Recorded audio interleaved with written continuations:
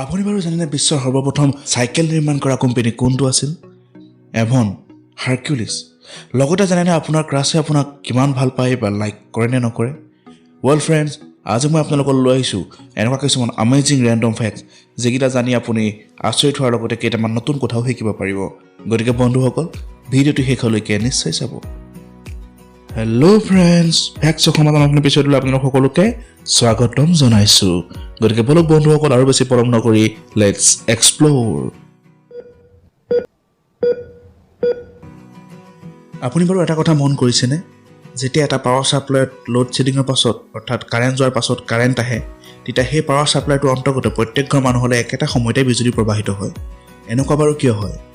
Well, শব্দ আৰু পোহৰৰ নিৰ্দিষ্ট গতিবেগ থকাৰ দৰে আমাৰ কাৰেণ্টৰো এটা নিৰ্দিষ্ট গতিবেগ আছে।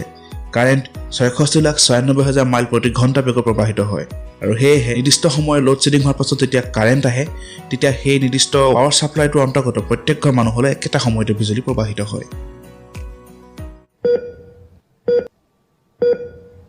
বন্ধুসকল, আমাৰ সকলোৰে ফেচবুক একাউণ্ট আছে নহয় জানো?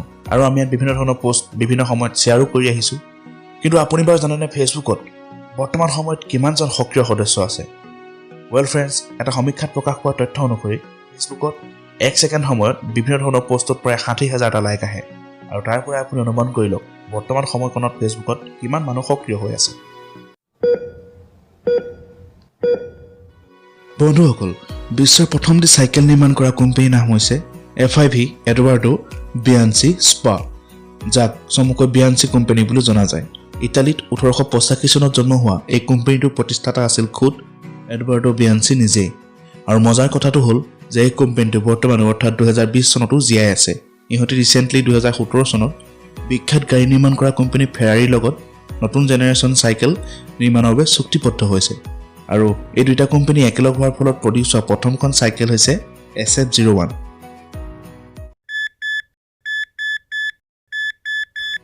বন্ধুসকল, এটা মনোবৈজ্ঞানিক সমীক্ষাত প্ৰকাশ পোৱা তথ্য অনুসৰি আপোনাক হাঁহিবৰ বাবে ১৭বিধ মাংসপেশীৰ প্ৰয়োজন হয়। কিন্তু আপুনি যেতিয়া খঙত থাকে, অৰ্থাৎ আপুনি খং কৰিবৰ বাবে আপোনাক প্ৰায় ৪৩বিধ মাংসপেশীৰ প্ৰয়োজন হয়। অৰ্থাৎ আপুনি খঙত থাকিলে আপোনাৰ শৰীৰটোৱে বেছি কষ্ট পায়। গতিকে বন্ধুসকল, চিটুৱেশ্যন লাগিলে যেনেকুৱাই নহওক, সদায় হাঁহি থাকক আৰু জীৱনটো এনজয় কৰক। আৰু এইখিনিলৈকে যদি ভিডিঅ'টো চাই ভাল পাইছে, তেনেহ'লে ভিডিঅ'টো এটা লাইক নিশ্চয় কৰি দিয়ক।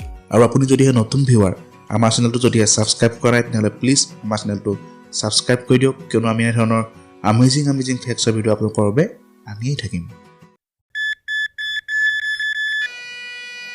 বন্ধুসকল, ৯০% ছোৱালীয়ে যেতিয়া কোনোবা ল'ৰাক লাইক কৰে, তেতিয়া সেই ল'ৰাটোৰ লগত কথা পাতি থকা সময়খিনিত ছোৱালীজনীয়ে নিজৰ চুলিখিনিৰ সৈতে খেলি থাকে।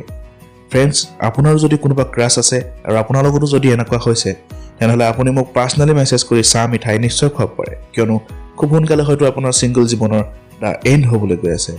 আৰু ফ্ৰেণ্ডছ, মোৰ ভিডিঅ'টো এইখিনিতে ডাইন কৰিবলৈ ওলাইছোঁ। যদিহে আপুনি ইমানখিনিলৈকে ভিডিঅ'টো চাই আছে, তেনেহ'লে আপোনাক বহুতেই বেছি ধন্যবাদ। লগ পাম এটা নতুন ভিডিঅ'ত কিছুমান নতুন আৰু আমেজিং ফেক্টছৰ সৈতে। তেতিয়ালৈকে বাই বাই, টেক কেয়াৰ।